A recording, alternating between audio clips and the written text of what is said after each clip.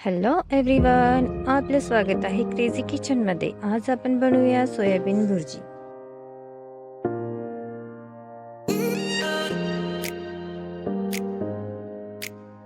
त्यासाठी प्रथम आपण कढईमध्ये पाणी घेऊ। त्या पाण्यामध्ये थोडंसं मीठ घालून घेऊ। मीठ घालण्याचं कारण म्हणजे ते सोयाबीनला व्यवस्थित लागेल। आता आपल्या पाण्याला चांगली उकळी आलेली आहे, तर त्यामध्ये आपण सोयाबीन घालून घेऊ। सोयाबीन आपली चांगली पाण्यात उकळून झालेली आहे।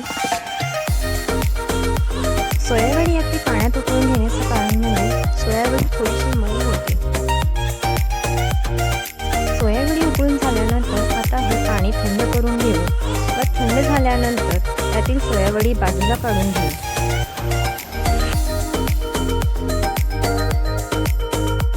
सोयाबीन आपली बाजूला काढून झाल्यानंतर सोयाबीनचे आपण बारीक तुकडे करून घेऊ व त्यामध्ये असलेले एक्स्ट्रा पाणी काढून घेऊ।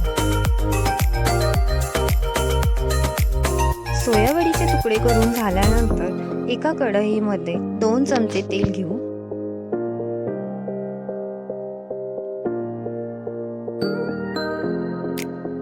तेल गरम झाल्यानंतर त्यामध्ये बारीक चिरलेला कांदा घालून घेऊ व कांदा चांगला परतून घेऊ।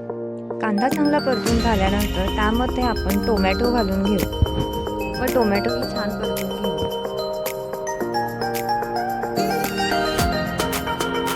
आता आपला कांदा व टोमॅटो चांगला भाजून झालेला आहे व त्यामध्ये आपण महाराष्ट्रीयन चटणी घालून घेऊ। ते सर्व मिश्रण चांगले भाजून घेऊ।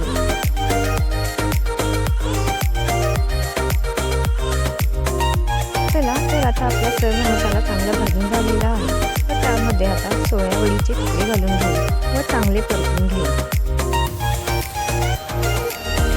ही सोयाबीन चांगली परतून झाल्यानंतर त्यामध्ये आपण चवीनुसार मीठ घालू व चांगले परतून घेऊ। मीठ घालताना फक्त एक दक्षता घ्यायची, ती म्हणजे अगोदर आपण पाणी उकळताना मीठ घातलेलंच आहे, तर त्यानुसार टेस्ट पाहून मीठ घाला। आता वरून फ्रेश कोथिंबीर घालावी व चांगले परतून घेऊ। चला तर आता आपली तयार आहे ही सोयाबीनची भुर्जी। आपली ही सोयाबीनची भुर्जी घरी नक्की एकदा ट्राय करून बघा व आवडली असेल तर लाईक, शेअर व चॅनलला सबस्क्राईब करायला विसरू नका।